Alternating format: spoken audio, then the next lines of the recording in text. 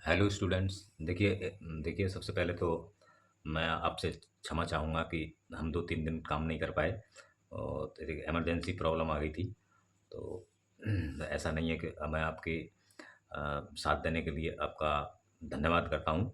और देखिए तो अब आगे जैसे इलेक्ट्रोमैग्नेटिक वेव का चैप्टर चल रहा है, तो इसमें हम हम क्या क्या कर चुके हैं। हम देखिए मैक्सवेल इक्वेशंस आपको मैक्सवेल इक्वेशंस चल रही हैं, ठीक है।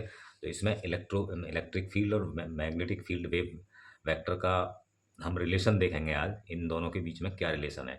तो the relation between the magnitudes of electric field and magnetic field in free space में, या इसे दूसरे शब्दों में कह सकते हैं कि इलेक्ट्रोमैग्नेटिक वेव का नेचर कैसा होता है, नेचर।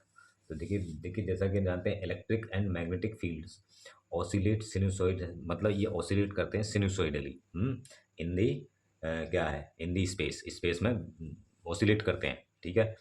और in time T the oscillating electric and magnetic field, ये दोनों इलेक्ट्रिक एंड मैग्नेटिक फील्ड एक दूसरे के परपेंडिकुलर होते हैं और इनकी डायरेक्शन ऑफ प्रोपगेशन के भी परपेंडिकुलर होते हैं, ठीक है।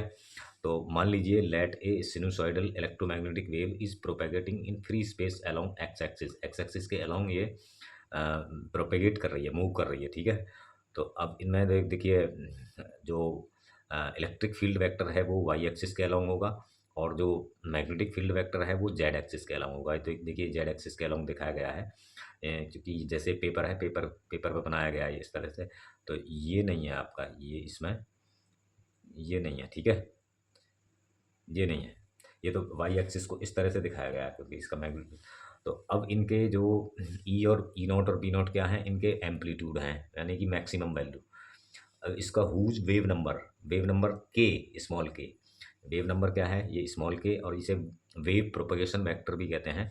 इसकी डायरेक्शन जो है वो वेव के प्रोपगेशन की डायरेक्शन को शो करती है, ठीक है। तो एंगुलर फ्रीक्वेंसी जो होती है वो है ओमेगा, ठीक है।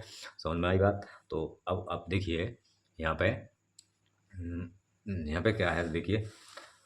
तो जैसा कि अब देखिए, तो देन मैग्नीट्यूड्स ऑफ, जो कि सिनुसॉइडल हैं, सिनुसॉइडल की इक्वेशन हम पहले से जानते हैं।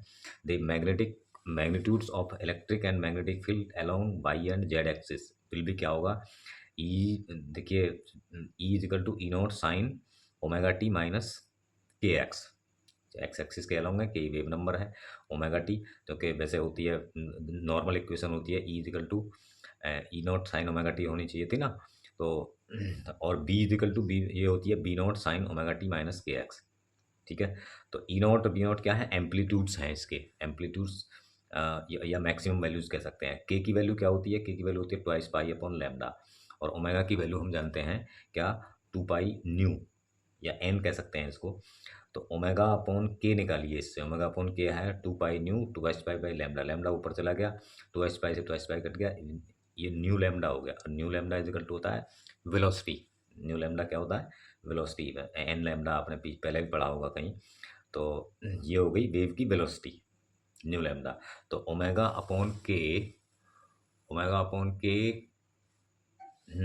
तो ओमेगा अपॉन के जो आया वो आया क्या है, ओमेगा अपॉन के equal to C, velocity of waves, या वेलोसिटी ऑफ, अब सी इजिकल टू क्या है, C equal to nu lambda है, क्योंकि इलेक्ट्रोमैग्नेटिक वेव लाइट वेव्स होती है ना, लाइट वेव्स, तो इनकी वेलोसिटी सी होती है।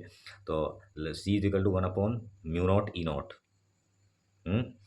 तो या ये होती है, ये तो होती है फ्री स्पेस में, और किसी मीडियम में होती है ये म्यू नॉट एप्सिलॉन नॉट। तो फ्रॉम इक्वेशन 1 एंड 2 इनका डिफरेंशियल कर दो, जो इक्वेशन 1 और 2 हैं इनका डिफरेंशियल कर दो, क्या है कि पार्शियल डिफरेंशियल कर दो इनका, पार्शियल। तो पार्शियल डिफरेंशियल है इनका del E upon del X. तो यहाँ केवल एक्स का ही करेंगे, बाकी सब कौन थे, ये तो जीरो हो जाएगा ओमेगा टी। तो यहाँ जाएगा माइनस के, पहले आ जाएगा इसके डिफरेंशियल से मल्टीप्लाई, और साइन का हो जाएगा कोस ओमेगा टी माइनस के एक्स, ई नॉट ऐसे ही रहेगा। तो ये सब ये क्लियर हो गया। इसी तरह से इसका करेंगे, बी वाली का करेंगे, मैग्नेटिक फील्ड वाले का del B upon del T with respect to T करेंगे एक बार। तो देखिए यहाँ के एक्स जीरो हो जाएगा। तो यहाँ आ जाएगा माइनस वो omega t cos omega T minus के एक्स, ठीक है। तो अब ये हो जाएगा E naught upon B naught, E naught upon B naught. तो यहाँ से हम del E upon del X equal to minus del B upon del T इसके इक्वल रख के निकाल, क्योंकि ये माइनस में आया एक, तो del E upon del X और del B upon del T minus पर ये माइनस में रखेंगे। तो इसे क्या है, क्योंकि ये इसकी जो डायरेक्शन है तो ये इक्वल है इसके। जब इसका मैक्सवेल इक्वेशन निकालेंगे ना तो डिफरेंशियल फॉर्म में निकालते हैं, तो इसी तरह से ये माइनस में ही आता है। तो ये हो जाएगा तुम्हारा डेल बी, तो minus k E cos omega T is equal to minus omega B naught sine omega T. तो अब देखिए यहाँ क्या है, यहाँ पे अभी यहाँ पे कॉस ही हो गया है, यहाँ मैं गलत लिख दिया, कॉस है, तो इससे कट गया ये।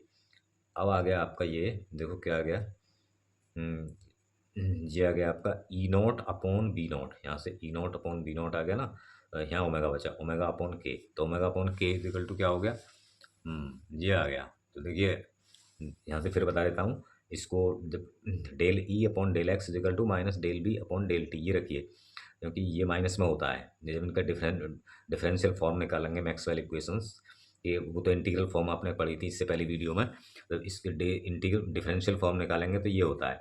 तो डेल ई अपॉन के E cos omega t, cos omega T से कॉस ओमेगा टी कट गया, तो E naught upon B not और ओमेगा अपॉन के इजिकल टू सी। तो अब चूंकि क्या है ये, तो ये है, तो E naught upon B naught equal to omega upon के इजिकल टू सी। तो since E and B are in same phase, क्योंकि ई और बी सेम फेस में है, ठीक है, तो ई और बी इजिकल टू बी क्या होगा, सी, और C equal to mu upon C. तो इसका मतलब क्या है, the ratio of electric field and magnetic field is equal to the speed of light in free space. तो ये इनमें रिलेशन है, ठीक है, ये समझ में आ गया। तो देखिए, थैंक यू।